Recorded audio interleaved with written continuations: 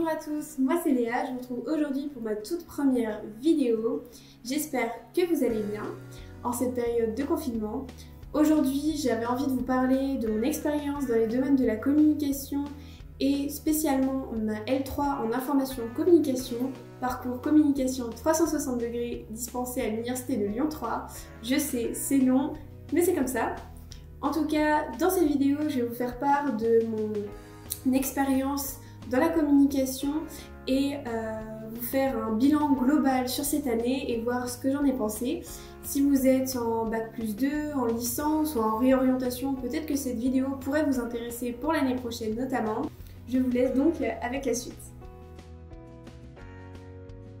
Avant de commencer, je voudrais juste vous dire que cette licence en information communication est particulière dans le sens où chaque licence en information communication est différente d'une ville à une autre, tout simplement. Elle est vraiment différente et je vais vous expliquer pourquoi. Donc ma licence en information communication se divise en 3 parcours. Nous avons tout d'abord le parcours métier de l'information et du document numérique. Nous avons ensuite le parcours audiovisuel et le parcours dans lequel je suis, communication 360 degrés.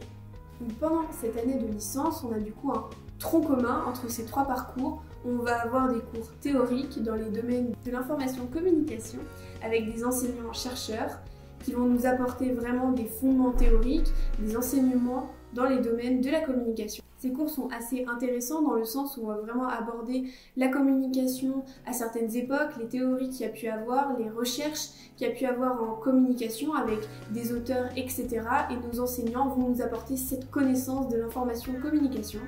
En ce qui concerne donc mon parcours, le parcours communication 360 degrés, il est très pluridisciplinaire et va nous permettre donc d'être opérationnel dans la communication dans sa globalité. On va donc avoir une vision globale des domaines de la communication avec différents cours en stratégie de communication digitale, en stratégie de communication tout court, en communication événementielle, communication publique, communication visuelle avec de l'infographie, la vidéographie et aussi des cours de relations presse.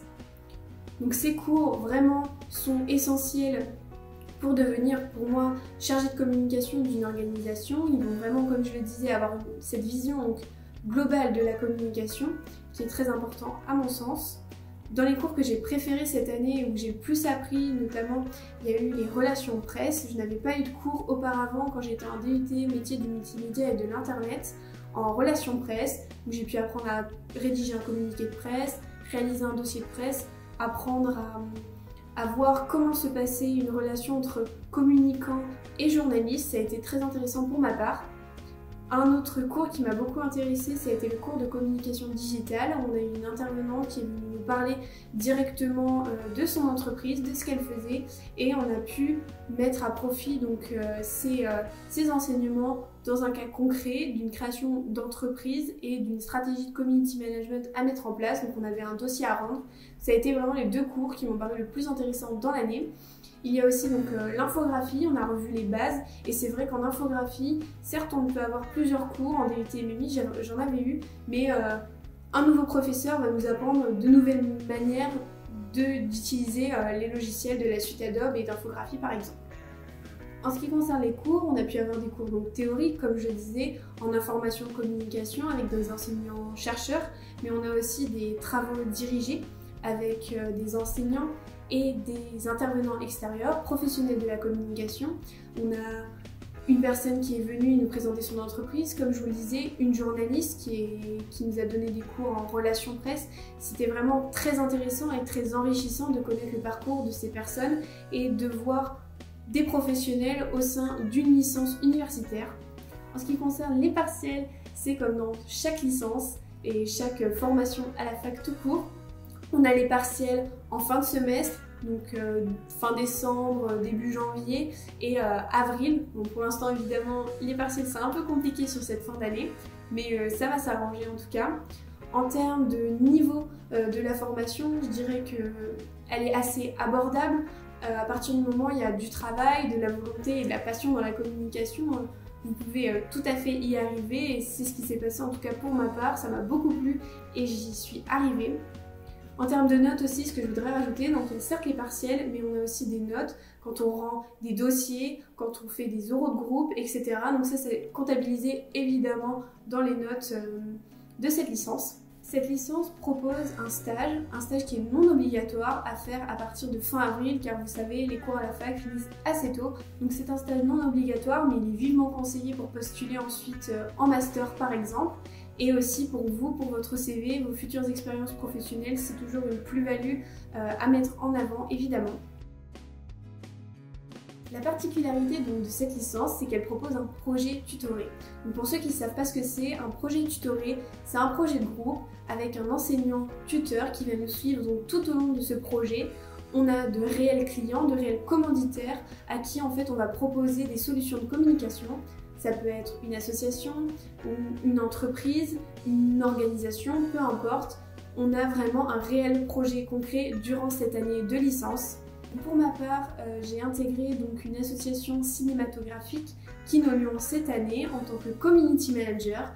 Donc du coup, on était un groupe de 4 avec donc, moi en tant que community manager, une chef de projet, une infographiste et une conceptrice rédactrice. Donc à nous 4, on a travaillé sur des solutions de communication pour cette association, donc avec un réel projet et de la communication concrète, très sincèrement. En tant que community manager, j'ai communiqué tout simplement sur les réseaux sociaux, donc Facebook et Instagram de Kino Lyon.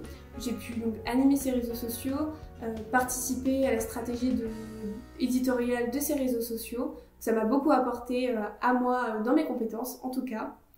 C'est un réel projet qu'on partage avec 4 personnes, 4 étudiants ou étudiantes et c'est très valorisant pour le futur en tout cas.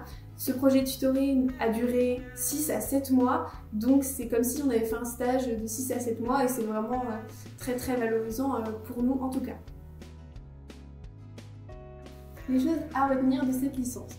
Tout d'abord, pour moi, cette licence est très pro, elle ressemble beaucoup au fonctionnement d'un DUT dans le sens où on a projet tutoré, un stage, des enseignants, des intervenants extérieurs. Ça ressemble très fortement à ce côté DUT, on a pu faire beaucoup de projets de groupe, prendre des dossiers, etc. Cependant, en termes de charge de travail, c'est là qu'il y a la différence avec le DUT, c'est que la L3, pour moi, est beaucoup moins lourde qu'un DUT, en tout cas mon DUT que j'ai pu faire, DUT MMI. Ça m'a paru beaucoup plus simple en termes de charge de travail, en tout cas pour ma part. Un autre point sur lequel j'aimerais revenir, c'est l'admission.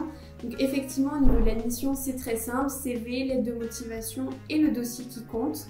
Vous pouvez donc mettre en avant, et c'est fortement conseillé, je vous conseille de mettre en avant vos expériences professionnelles. Pourquoi vous voulez être dans la communication?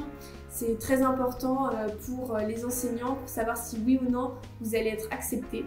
Donc pour conclure, cette formation m'a beaucoup aidée, elle m'a aiguillée pour moi dans les domaines de la communication. Elle a vraiment permis de clôturer ce socle de connaissances que je n'avais pas eu auparavant dans la communication. En tout cas, j'espère que cette vidéo vous a plu et vous a permis d'y voir plus clair sur cette formation, donc la L3, formation communication, parcours communication 360 degrés de l'Université de Lyon 3. Je vais y arriver, c'est très long. Je vous remercie et n'hésitez pas à commenter et à me poser des questions donc en commentaire pour avoir d'autres informations que je n'ai pas pu aborder dans cette vidéo. Je vous dis à bientôt dans une prochaine vidéo. Bye bye!